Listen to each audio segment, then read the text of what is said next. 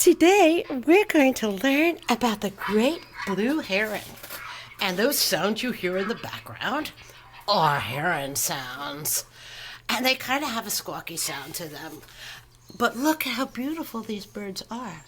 They're just so, people would call them elegant.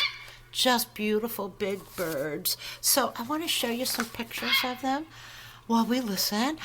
This is the part that's kind of shows who they are, is the S. Very long beak here. And we're going to be drawing ours fishing. So it still has that S. It's an important part of it. Again, that S and like a teardrop here. And you need to know the legs go different than ours. So theirs would maybe the knees would be. Our knees would be like that. And theirs go back like that. And then they do eat fish, they eat rodents, they eat frogs, they eat gophers, they even eat little ducklings, they just eat anything littler than itself. One time I saw a heron on someone's lawn, and it had gotten a gopher. The gopher was huge. It was so big that I thought it would get stuck, and it was trying to get it down the throat, and I could see this big lump going down the throat, and it didn't choke. But I guess it can handle really, really big things. So when they're flying, they still have that S, and their legs are straight. Their neck is not straight. And the last thing I want to show you is their heronry. And this is where they build their nests in trees. Sometimes there could be really, really, really a lot of different nests in trees with different families in them, like an apartment building. And they're actually very well built to withstand a lot of storms. So what I want you to, the next thing I need you to know in advance, quick, is that we're actually going to be doing watercolors today. So I put a little drop of water on the paints so that they'll be ready. You need, of course, a piece of paper. You need an eraser, you need a pencil, and you need a Sharpie. And I hope you have all that, okay? Good. So for right now, I think I'll stop our awesome sounds here. And the next thing I wanted to quick show you though, look. So we're going to be drawing it where there's cattails. Meow, meow, meow, cattails. Cattails are plants that live in the water. They love to have their roots in the water, and they almost look like fluffy corn dogs on a stalk. And there's a lot of leaves, and every once in a while there'll be kind of this corn dog looking thing. And I actually have a little cattail here, and it's got, this is the seeds. It just falls off. It just falls off. There's look, oh my gosh.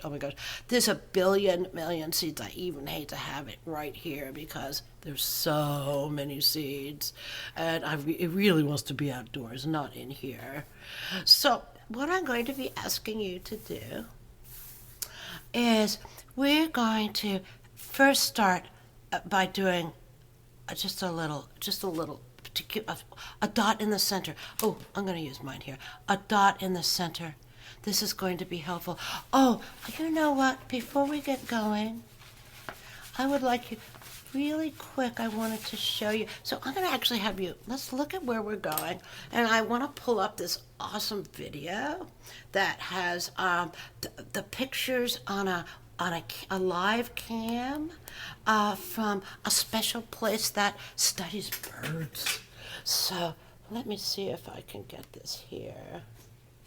There we go. Look at that. So look, there's this bird. Look, see how close that is? Look at how close that is. Oh my gosh. Now, the cam is actually where their nest is, but we don't get to see their nest. But what we do get to see is how interesting they look super up close. I mean, who gets out that close to animals? Most of us can't. But with a webcam, you can kind of see there are different things they do. You say, I wonder why it's doing that. But you can see the plumage on it, the special feathers on the top, how the neck goes, how the beak goes, where it lives. There. So I just wanted you to see that. It looks like it's preening a little bit. It's preening, taking care of its feathers.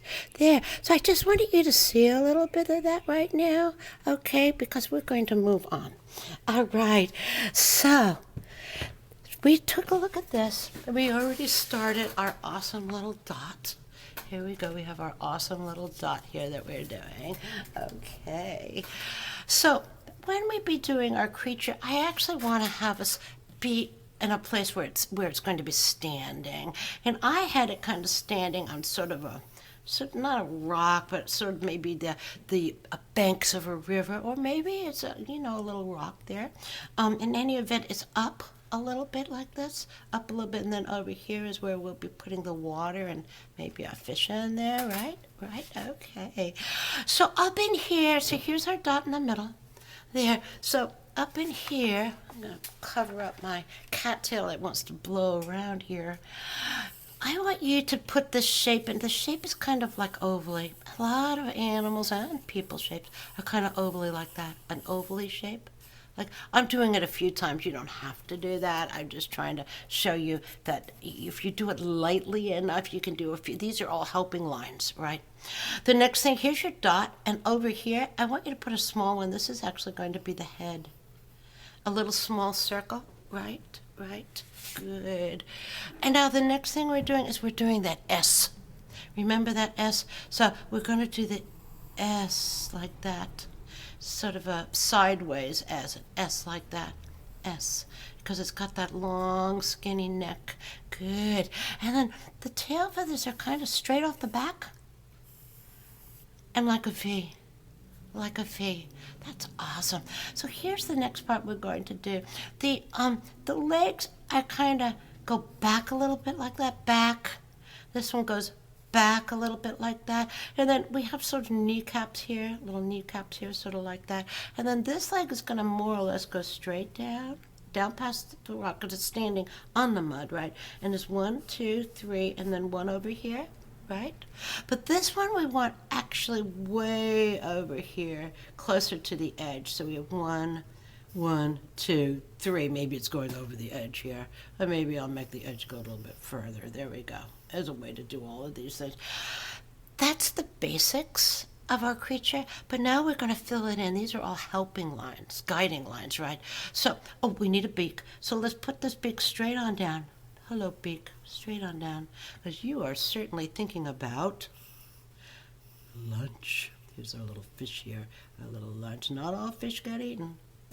And fish are eating little fish too, so there's a lot of stuff going on in these wetlands. So we have that beak. So now let's broaden out, use these guiding lines. So I'm going to start over here, and we're just going to put a second line over here that'll come up over here like that, right? Good. Oh, you got that. And then the next one I'm going to do over here, let's see if I can get my cattail wants to come visit me. Come over here and make this a little bit fatter over there like that, right? And then we also have a really long beak. There we go. And the eyeball right here. Eyeball, like that. Right? And, you could just do a little separation because the beak opens and closes like that. But I don't bring it all the way to the end. It's just sort of a suggestion, right? Now, the feathers are a little different over here. They're not just a V. They actually come a little bit over here and a couple of tail feathers that go like that. And then kind of like that, right? Like that. There we go. Good. And then the next thing we'll be doing is the legs. Now, this is the thigh section. This is like thigh. The upper part of the leg is kind of like that. The upper part of the leg. And this actually has some feathers in it. So this part here is like it has a little sock up there. But it's full of feathers. It's a feather sock, right? But now when you get down into here where the knee is, it's not really a knee, but I'm calling it that. It's more like a reptile. Look at this. It's more like a reptile. And here's his feet over here, and all we're doing is using those single lines to help us do a double line, okay? And the same over here. We're going to bring that thigh on down. There's our knee. Going to bring this on down. Come over here, get our awesome bird feet. There we go. And just do 2 sides to this. Yeah. Now look at that. That is awesome. Now the next thing I wanted to show you, but we have the cattails. Cattails are pretty simple. They kind of do look like those corn dogs on a stick. So let's just go straight on up here like that. over here like this, a couple of stems over here maybe, and maybe we could have another one that we could come over here maybe, and this is called overlap. Look, I'm being really careful to go behind my bird, because they're tall. The cattails are really tall. Okay, so and then a few more leaves maybe, and that's it. You don't have to have a whole lot. That's perfect. Yes. Now, the next thing we're going to do, though, is you're going to take your Sharpie. You're going to take your Sharpie, and you're going to outline. Okay, so this is a good, you know what I did forget? Look, remember it has some plumage up here? Kind of like plumage up here, plumage like that. Oh, and the plumage down here. And that's kind of a story about this plumage. It actually uses it to help clean itself. It's almost like it's a washcloth down there. And it cleans its beak there after it's been eating some icky old thing. And it cleans it, and then it's able to clean its feathers better. It's kind of fun how nature figures things out. There. So I'm going to hope that this is a good pen here for me. There. Here we go. And then we're going to get our plumage. Hello, bird. You're so awesome. There. And it comes back over here. We're just outlining. Just outlining what you've already done in pencil, and ignore the helping lines. We're only going on the outside, right? Outside. So the helping lines were there for a while, and now we're just going to go on the outside. There we go. Outside, here's our little foot. Hello, foot. There. And then it got little nails on there, though. Little nails on there. And there, come on. It's kind of like reptilian skin in here. But when you get back up into this thigh part here, it's got the feathers in there. Good. Now the next thing we're going to do, we're going to bring this up, but we're going to go past that other leg and go over there a little bit like that. Now you're going to get this other leg because it's behind. This other leg is behind. Good. And let's get that long, long leg. And these birds are able to go out into the water, and they're able to hunt in wetlands. They wade. And not, most birds actually can't do that. They have to wait for a worm to pop up or something.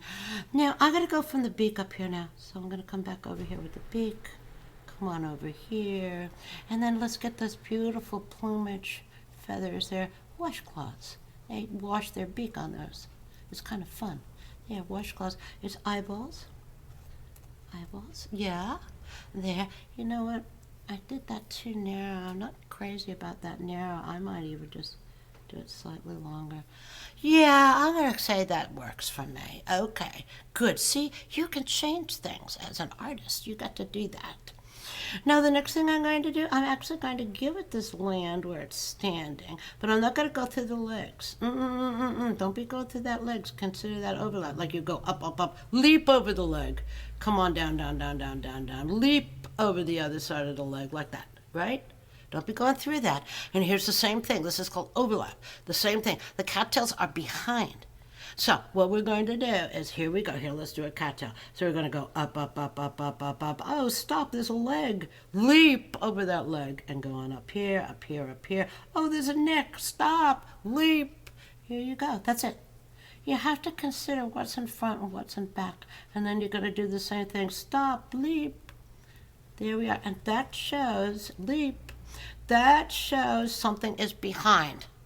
The thing that you see the most of is in front. The thing that you see the least of is way behind. So this one here doesn't have anything in front of it, so we'll just do it there. But here, let's do this one to show this again. This is called overlap, okay? Here we go. We're going to line, line, line, line, line. Oh, stop, it's the tail. Leap over. Here we go, all the way over here to the top here. There we go, same here, leap. See that? See that? Yeah. So even though we have a lot of helping lines that go in a lot of different directions, I want you to keep in mind that you actually have to be thinking while you're drawing to see what's in the front and what's in the back, okay? So here's our water here, there, and then here's our little fish here, little fishy here. There. Hello, fish. You are a good fish. Look at that fish. Give it a nice eyeball. Okay, this is very good for this point right here. The next thing I want you to do is I want you to erase, okay? This is an important part. Now, I have more trouble erasing because I use the charcoal, so I'll do my very best. Always do your best, okay? You know, nothing is you go back and look at things and say, oh, that's not quite the way I wanted it to be. But you know what? You just keep learning. And sometimes, and this is really true, I learned so much from the mistakes I made. And I might be disappointed for a moment and say, oh, shucks, I made a mistake. Sometimes, and very often this is true, that mistake actually was something I wouldn't have done. I wouldn't have done that. And so it's a little gift, because maybe I can't use that thing that I did for that, but for something else I might use it for. So it might be a mistake for one project but not another, but it also shows you something you wouldn't have thought about. You just wouldn't have thought about it. It was like, oh, it's a mistake. So look here, this was a mistake, sort of. I got this whole thing already. So now I just have this whole big, long beak, and it is a big beak, okay? It's not perfect, but it's great. Okay, that's perfect. So I want you to erase, erase, erase. I want you to go get your watercolors right now, and we'll be back in a moment, okay? Nice job. Okay, we are back, and I hope you got your watercolors. And I erased as well as I could on here. And the first thing, I want to make sure you put a little drop of water. If you're using this kind of watercolors, you don't have to use watercolors. You can use colored pencils.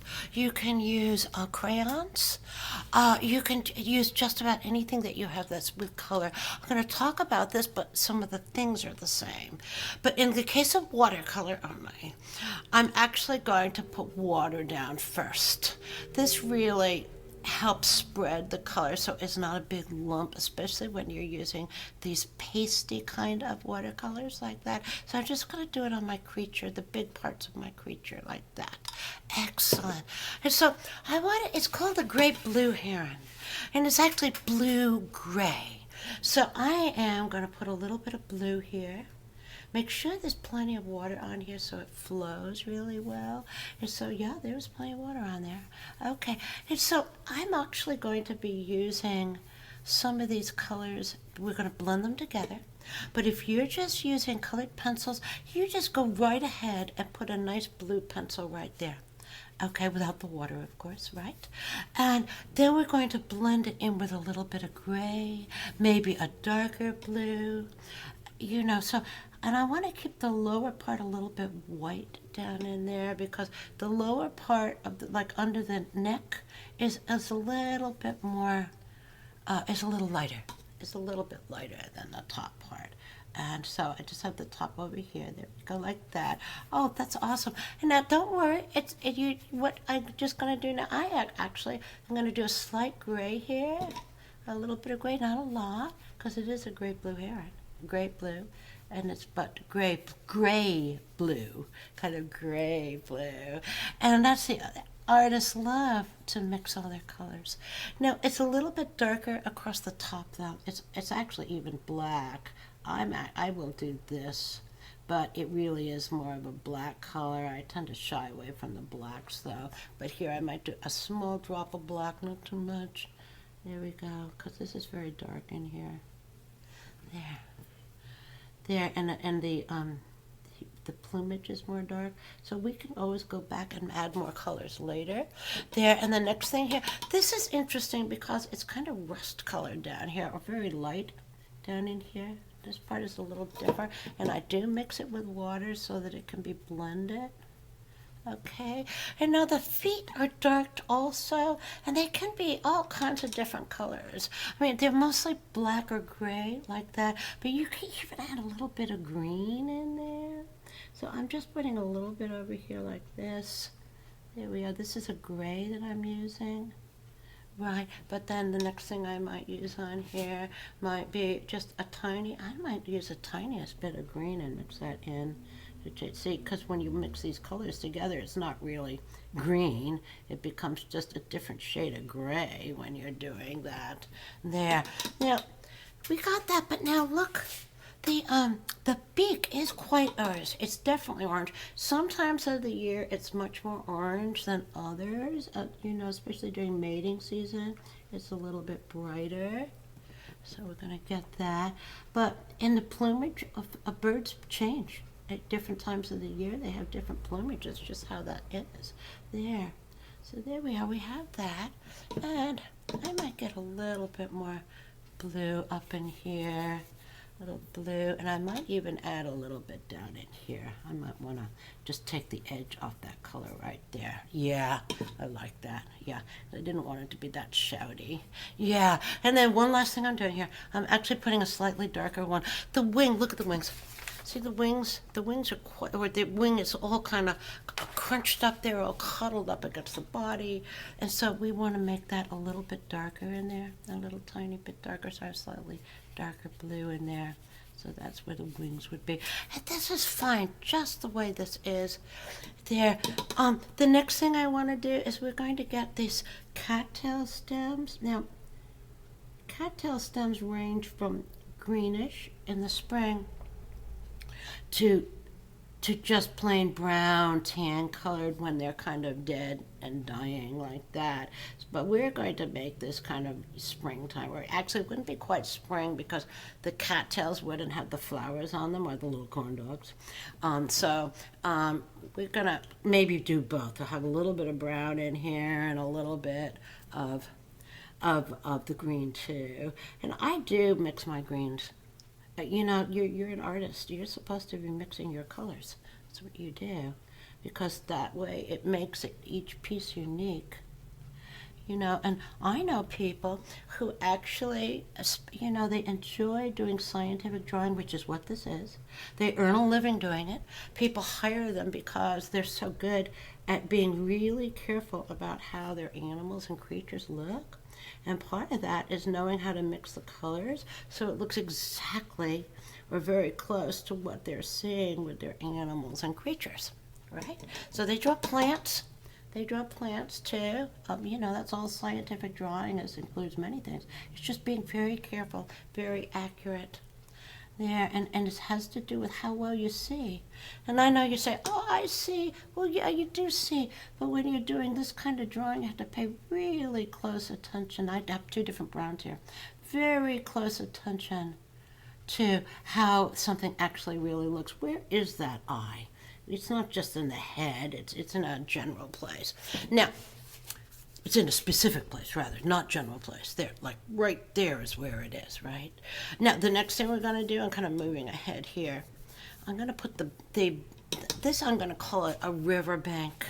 And I'm okay with kind of gloppy colors here because the riverbank could have all kinds of gloppy colors happening, and I didn't want it to be that thick. So I'm putting a lot of water on that one to clean that up a little. There we go. And I don't want it to be too gloppy. There. And then you're just putting colors in here to make it look like it's got shadows and little holes in it, and it goes up and down, and it's not smooth, it's not a mirror. So you want it to have some kind of look that's a little, dark spots, light spots. Just I'm putting a little gray in here too. Look at that. Okay. And then the next thing I'm going to do here, we have water happening. Here's our fish. Let's put a little water in here. And I might want a different color blue for the water. There. Oops, I forgot to let's put this, here we go. Water on the water. Here we go. There. And I might put a little here. Here we go. Hello, water. You are the good water. Look at that. And now our fish. Right. Oh, a fish can be so many different colors. I just might want this fish to be, let's make this fish this color here. How about this color? This is a good fish color. I've just put in two different colors here. There. Let's make this fish in its own color. I don't want to be any other color except for the fish color. That part is done. Now, if you want to do the sky, you can do that. You can do that. And what I'm going to recommend, though, if you're using the watercolors, is you put water on the background in the sky. First, plain, clean water, and then put your color on it. You want the heron to stand out. So you don't want really a dark color back there. If you want it to be a rainy day, that's cool. Just do a light gray. not a dark gray like that. If you're not doing watercolor, do not worry. You didn't have to do. All you do is just keep layering your colors, layering your colors. And don't feel you always have to put a sky in. I think that's great, just the way it is. Great job. Look what you did. So that is the Great Blue Heron. Awesome.